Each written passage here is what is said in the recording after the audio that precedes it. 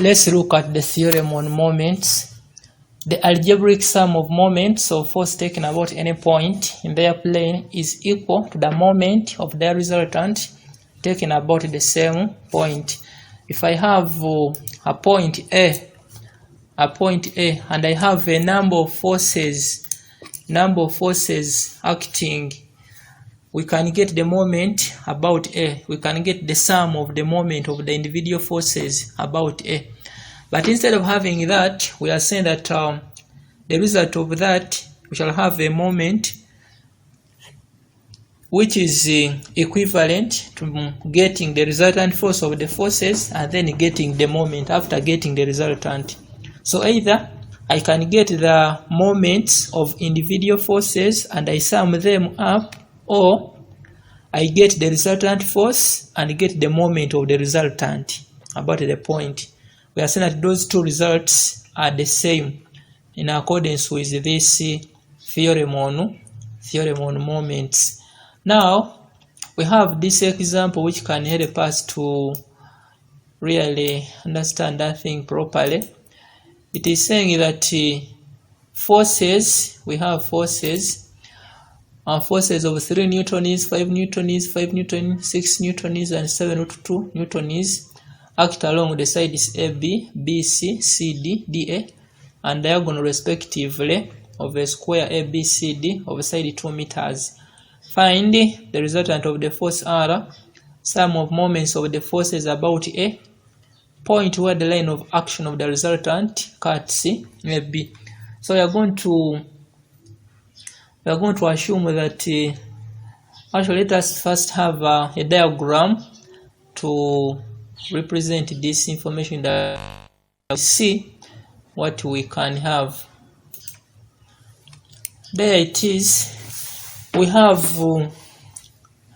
actually the arrows. In most cases we have that the direction of the force are indicated by the direction of the letters, that AB shall have a force from A to B, BC a force from B to C, CD a force from C to D, DA a force from D to A.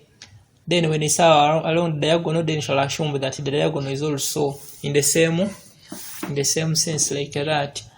So we are going to get assume that the resultant force, which they are calling R, they have called it R, shall assume that force R contains the horizontal component Fx and the vertical component Fy. So for this force, the horizontal component is 3 and the vertical component is 0 because it is purely horizontal. For this force, the horizontal component is 0 and the vertical component is 5. And as for this 5 Newton force, the horizontal component is -5 because it is directed towards the left, and the vertical component is 0. Then we have another force, the 6 Newton force. Horizontal component is 0, vertical component -6 because it is acting vertically downwards. While this one, this one is a square, so by default this one should be 45 degrees. So the horizontal component of such a force is adjacent to this line, this side here. So it is 7√2 times the cosine of 45 degrees, while the vertical is 7√2 times the sine of 45 degrees. That is what we have there. And when you try to work out everything here, you have 3 plus -5 plus everything there, you are going to get a value of up here. This one is actually 7 minus that is 2 again. So this one is 5, and then down you are going to get 6 because this one 7, because sine of 45 is 1/√2, which will cancel the √2. So there is a 7 here. Now 7 minus 6, that one is 1, plus that one, we have 6. So I have that R is 5, 6. And so if I were to get the value of R, in terms of magnitude, we have it as a square root of 5 squared plus 6 squared, which will get us the value here is 7.8 newtons. They want us to get the actually we are supposed to get the let us get the direction of that force. It is supposed to be theta is arctan of Fy over Fx. So theta is arctan of 6 over 5, which is equal to 50.2 degrees. That's the value of theta. They want to find the sum of moments of the forces about A. Sum of moments of forces about A. Sum of moments of forces about A. We shall have this is the point A. The the 3 Newton force is passing through A, so it has no moment. So we shall have sum of moments is equal to, and say that sum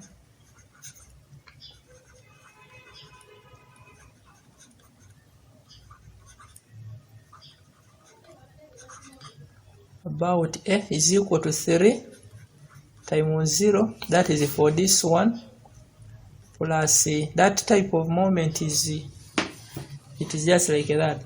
We have this one, it is clockwise, it is anti-clockwise, 5 times the distance is 2, because the line of action of that force is this, is that one, and the perpendicular distance from the line of action of this force from the point in equation is this distance, it is 2.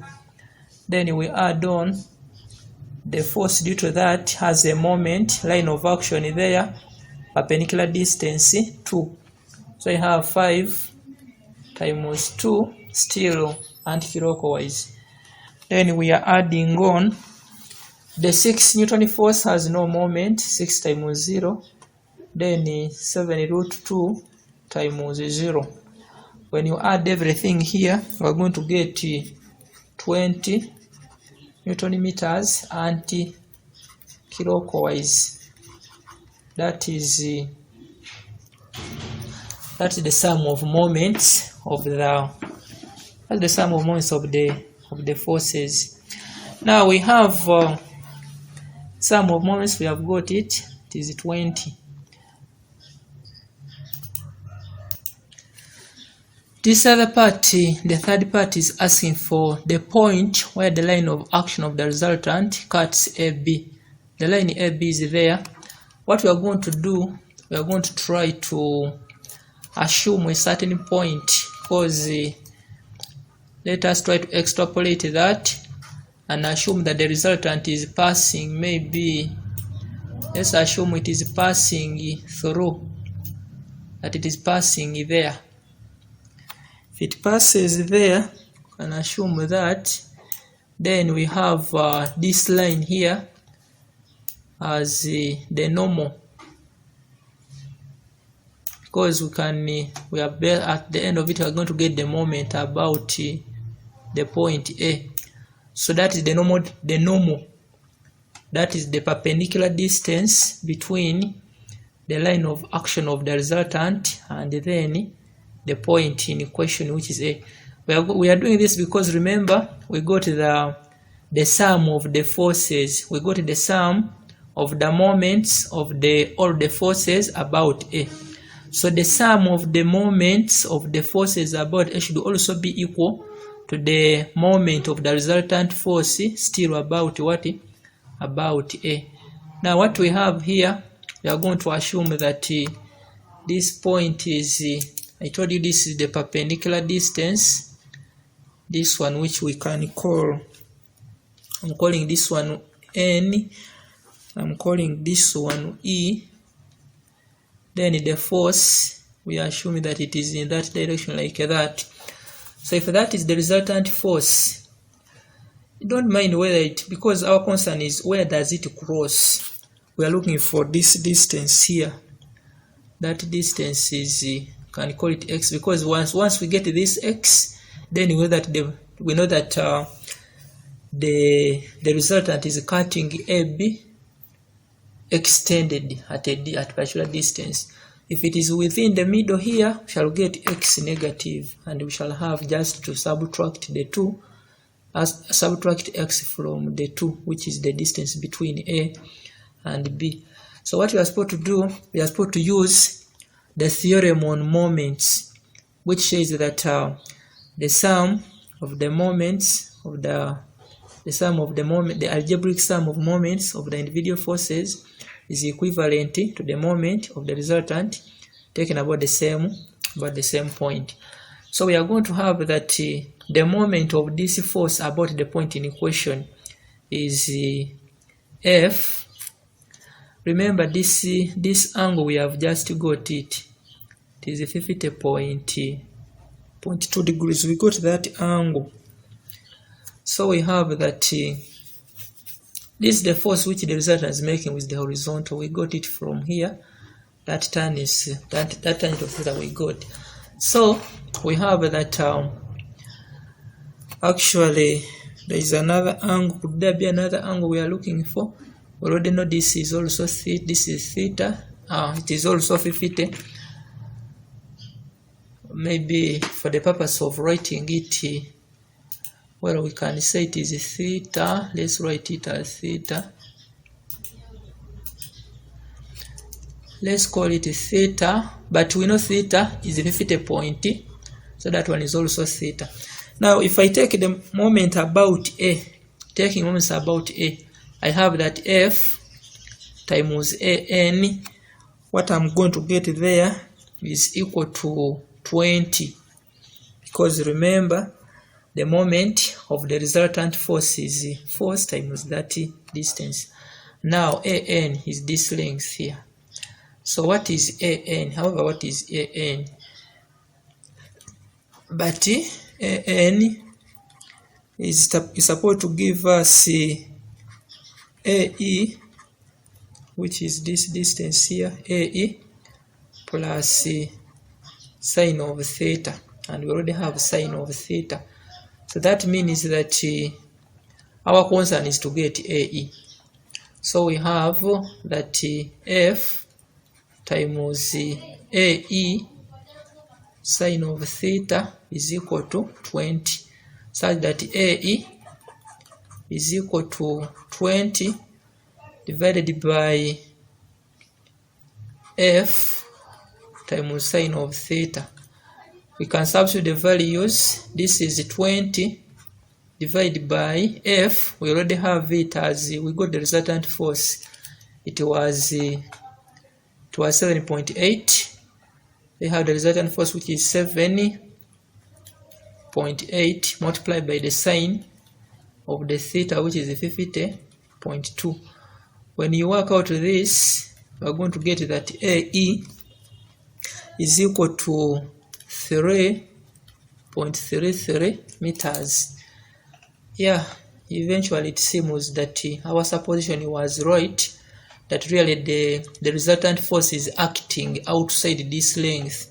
So we could have it inside here, could have it here, and we could get this distance here, look at this one, but still we could get a certain value. Like now we are saying that AE is equal to 3.3. So from A to E, it is 3.3, meaning that it is, we have this 2, then some 1.3 from here. BE is equal to 1.33, because remember AB is 2 meters. So when you have this one and that, I get the 3.3. So you are going to say that F, that's the resultant force. They say it was R, actually it was R. So the resultant force cuts AB when extended at 3.3 meters. That is our conclusion. There is a concept I want us to learn. I have a force. I have a force which I can write as xi plus yj, implying that the way that force is acting is in such a way that the horizontal component is x and the y component is y, capital Y. Now assume this force with such components is acting at a point x and y, that it is acting at that point. So it is acting at a point with the position vector x in the I plus y in the j. The capital letters are denoting the components of the force, while the small letters are denoting the coordinates. Now, if I'm to get the moment about the origin, this is the origin, I have two cases to consider. I consider the horizontal component of the force and the vertical component of the force. And now there is a convention which we use. Anti-clockwise forces are positive, while clockwise forces are negative. So if I'm getting the moment of this force, if I get the moment of this force about the origin, I must get the x component. I have x, that is the force, times the distance of the line of action of the force from the origin, which is supposed to be this distance here, because this one is the line of action of the x-axis of the x component of the force, and it is at a distance y from the origin. So that is x times y, but it is negative because it is a horizontal, because it is a clockwise moment. Then I have the moment of this component also about the origin. The line of action of the vertical component, you can see it is at a distance x from the origin. So I have y, the component of the force, times x. So I can write this one as this one is the moment of F, the moment of F about the origin. I can write this one as x y minus y x, and you can realize that there is a way I can write this thing as this one is the same as I have x y, this one is x y determinant, you see, because the determinant here means this one times this, which is this one, minus this times that, which is that. And this one here, remember when we were looking at a cross product, it is basically something to do with the R cross F. So you are getting a cross product of the two things. So that one is when we try to consider moment of a force as a vector. It is a cross product of the position vector where the force is acting and then the force. And remember we said that cross products are not commutative. So when you turn around and you have F cross R, you don't get what you are supposed to get. So you are having R crossed with F, because the cross product is also got by the determinant of the two vectors. So that one can lead us to this thing here. We are talking about moment of force as a vector. I've just showed you how we can get this force xy. It is the force xy is this force, like it's like that, acting at the point xy, just like at that point there, it is having this moment. That is what we have. And the convention is that anti-clockwise moments are positive, while clockwise moments are negative. That is the convention we are using to come to this. Otherwise, if this convention is not used, we cannot get these values. Now, if I have, instead of having only one force, I have a number of forces. That I have one force, that I have a force F1 acting there, with this one as X1, this one as Y1. I have another force with this one as Y2 and then X2. Of course, these points also have their coordinates. They have coordinates which relative to the origin. So you can have those number of forces, like you are saying that F1 is that, F2 is given by this, and then F3. You can get a resultant, and you can get all of the moments of all of those forces, and you can sum them up. And particularly, we are saying that you can sum up the moments, because each moment, like if you have a force F1 equal to x1i plus y1j acting at a point x1 I plus y1j, we shall have that the moment of this one is x1 y minus y1 x1. That is what we would have, x1 y1 minus y1 x1. That is from what we have just got here as the moment of a force.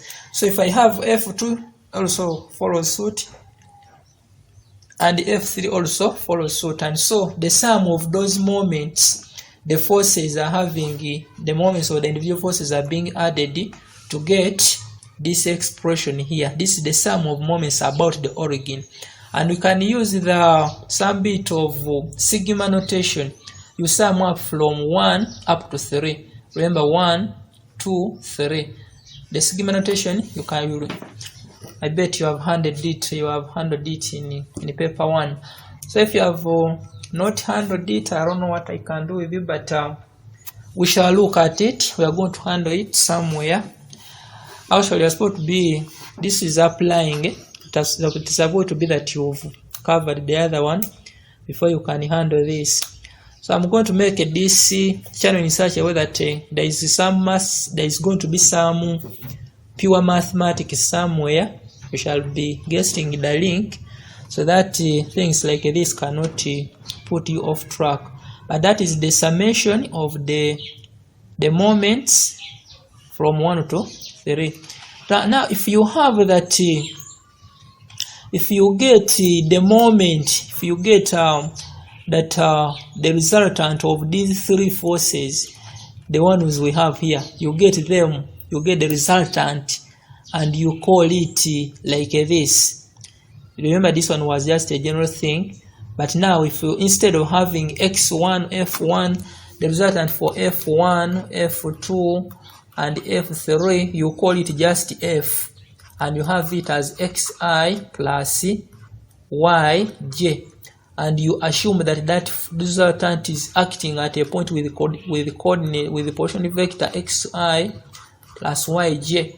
Then shall be having that the resultant of that, the moment of that resultant force shall be given by r across f, and shall be given by xy minus y minus yx. And now remember, from the theorem on moments, the theorem tells us that the sum of the moments, the sum of the moments of the forces about any point is equivalent to the moment of the resultant about the same point. So that means that this is the sum of the moments of individual forces, and this one here, this one we have just got here, is the moment of the resultant. The theorem is saying that this value here, the sum, and this one, this moment of the resultant, they are equal. That's how we are coming to this. I insisted that this one is 1. Change it. Actually, in the file which I put on Telegram, this thing is 0, but that one is not the way it's supposed to be according to the sigma notation. I'm starting from 1 to 3, as you can see, x1, y, x2, x3. So that is what the sigma notation is about. So now, if I call this one G, we have it down here, that if I call this chunk, this whole thing here, if I call it G, then it means that, and what is G? It is the sum, it is the sum of the moments of the forces. So I said that G will be equal to x, y, minus y, x. And I can also write it as G minus x. This one is xy plus yx equal to 0. This one is known as the equation. It is here. It is known as the equation of the line of action of the resultant force. This one here. x, the small x, the small x and small y signify the coordinate of the point of action of the resultant, and then the capital Y, the capital X, they are the components of the resultant force in the given direction, is in the x and y direction is. Then G is the sum of the moments of the individual forces about the origin. We can take note of that. That is when we talk about moments as a vector. Let's look at this example. Forces P, 4P, 2P, and 6P act along the sides AB, BC, CD, and DA of a square respectively. The direction being indicated by the order of the letters. Find the equation of the line of action. We have just got that equation of the line of action can be given by G minus xy plus yx equal to 0. This one, this, and that are the components of the resultant force. This G is the sum of the moments of the resultant. It is the sum of the moments of the individual forces about the origin. Then x and y is the point of action of the resultant force. So that one means that what we need to get in order to get the equation, we need to get the resultant force and then get the sum of the moments of the resultant force about the origin. Let's do that. The resultant, this is the diagram. It is you have P along AB, 4P along BC, 2P along CD, and I said the directions are indicated by the order of the letters. So AB, BC, CD, DA. That is what we have. That is in conformity with what the words are telling us in the question. So the resultant R can be got by, we shall just get the components vertically and horizontally. Now horizontally, we have there's a force towards the left, which is P, this one, and the force towards the left, which is 2P. The force towards the right is positive, and the force towards the left is minus. Then vertically, we have a force 4P, vertically upwards, and a force 6P, vertically downwards. So the resultant is negative P, negative 2P, negative 2P. If you are to get the direction, we are supposed to have that actually both of them are towards the left, downwards, left and down. That is what we have there. And if you are to get the resultant force, the angle theta, we can have this one is y. Actually, this one is capital Y. This is capital X. So you have that tangent of theta is equal to capital Y over X. This one is acting downwards. It is equal to negative 2P over negative P. We don't put a negative here. It's just 2P over P, which is equal to 2. So theta is equal to arctan of 2, which is equal to 63.4 degrees. But this is not necessary as per this question, because they just want us to find the equation of the line of action of the resultant. So our concern is to get the resultant itself. We have got this is the capital X, this is the capital Y. We have got those components which we can substitute in the equation of the line. And now we calculate let us get, you select a point yourself. We are going to get the moment of the forces about A, sum of moments about A.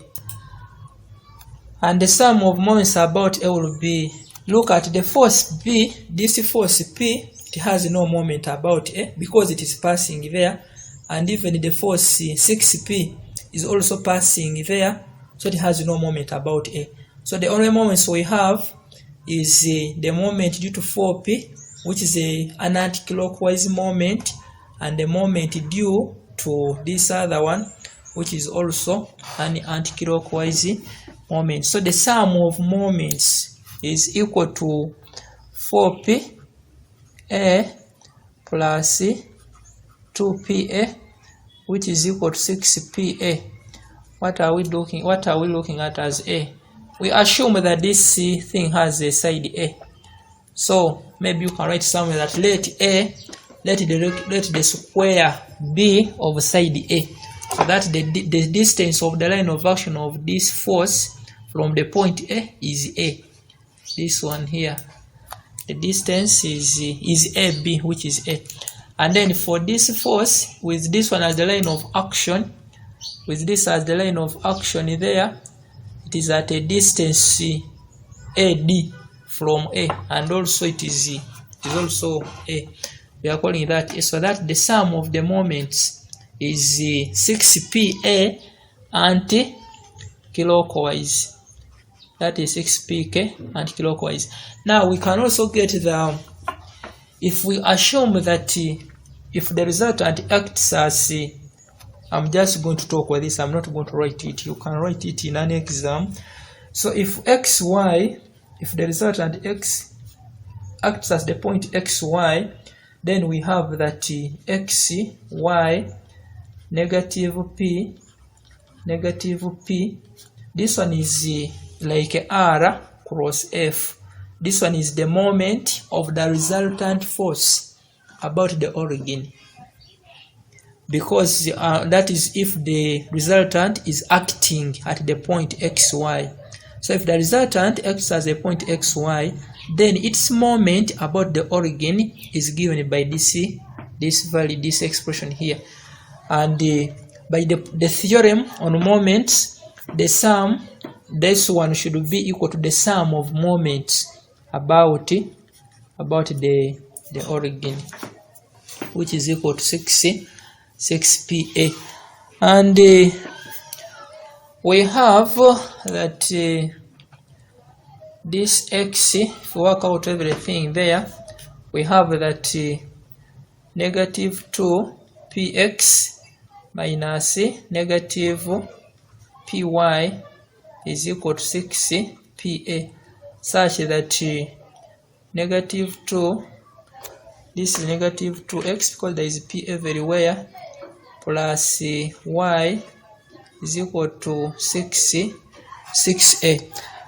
And at the end of it, we have that 2x minus y plus 6a is equal to 0.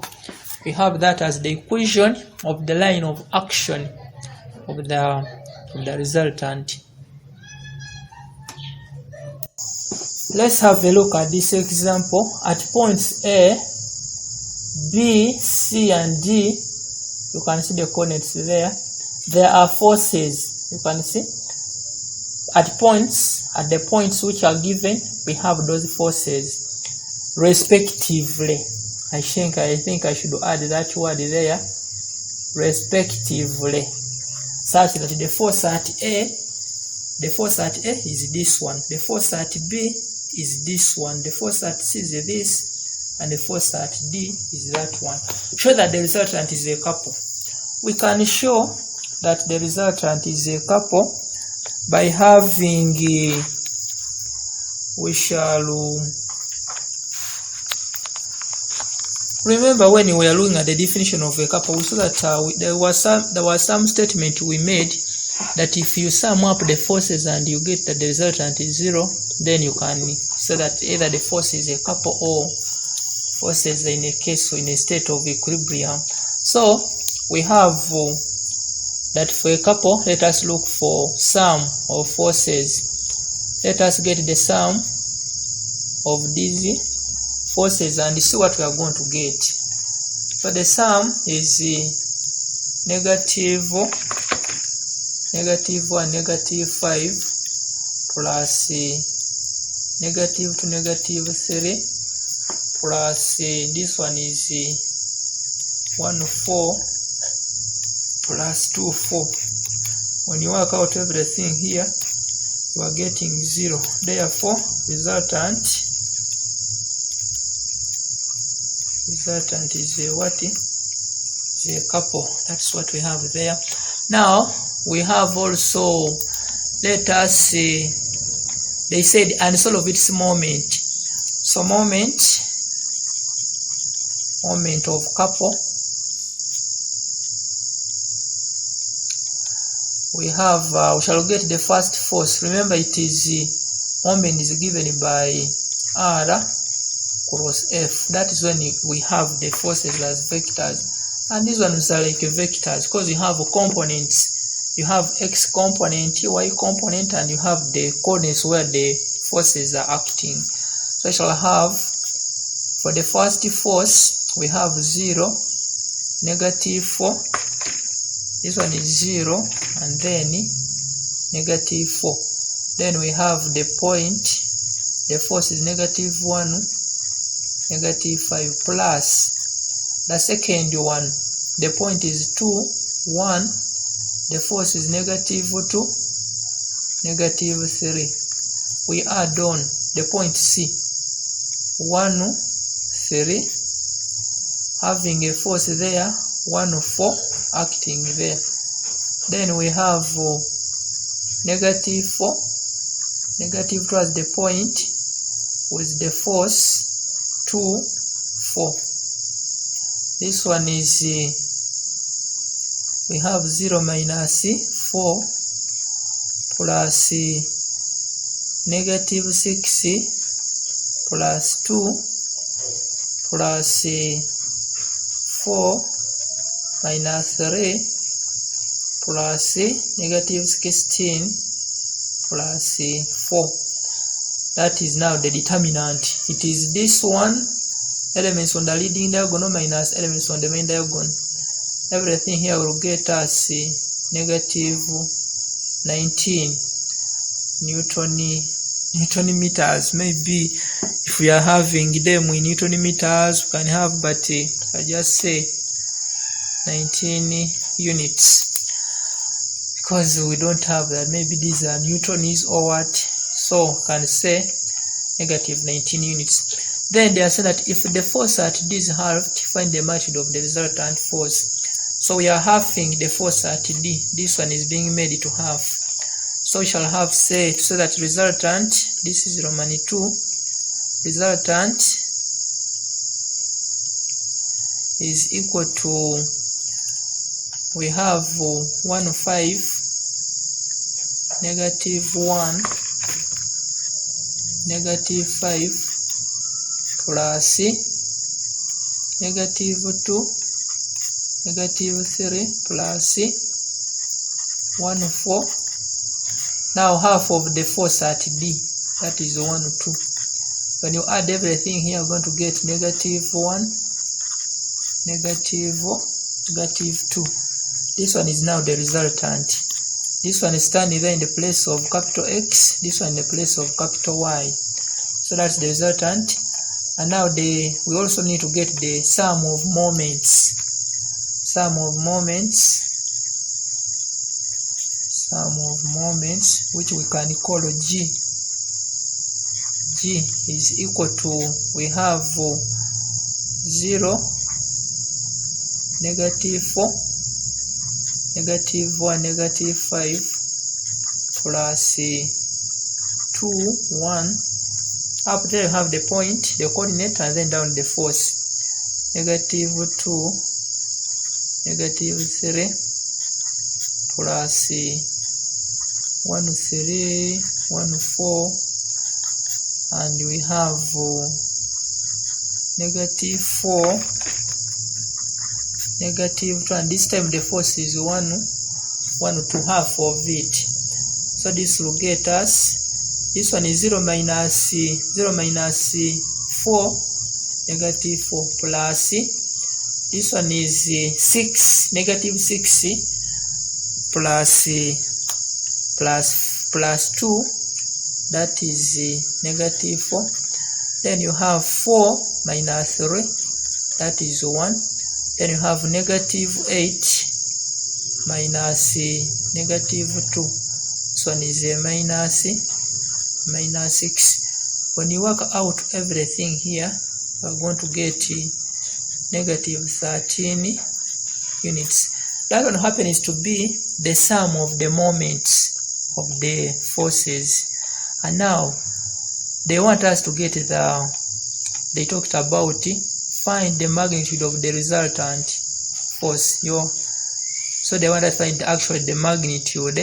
So magnitude of resultant, it is square root of 1 squared plus 2 squared, which is equal to square root of 5 newtons or units.